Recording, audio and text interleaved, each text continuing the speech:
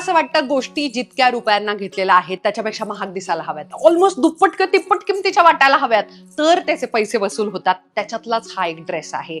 शिनॉन फॅब्रिकचा आहे, kaftan style आहे.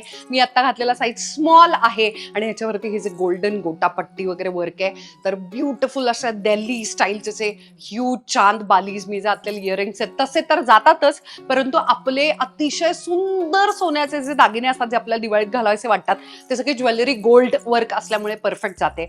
सगळ्यात छान मला आवडलेली गोष्ट म्हणजे अजिबात याच्यामध्ये फिगर दिसत नाही. येस, आपण दिवाळीच्या वेळेला जे स्वीट्स हाणणार आहोत, फराळ हाणणार आहोत, जर तुम्ही दंडाच्या बाबतीत कॉन्शियस असाल, माझ्यासारखं थोडंसं पोट आलेलं असेल किंवा कुठच्याही बॉडी शेप टाईपचे तुम्ही असाल, आणि सगळ्यात महत्वाचं थोडी हेवी बास्ट लाईन जर तुमची असेल, तर हा जो व्ही नेकलाईन आहे ज्याच्यावरती मोठा योक आहे गोल्ड पट्टीचा, त्याच्यामुळे बास्ट लाईन खूप कमी दिसते आणि तुम्ही असे ए लाईन मध्ये ब्युटिफुल ग्रेसफुल आणि खूप ग्लॅमरस लुक येतो याच्यामध्ये.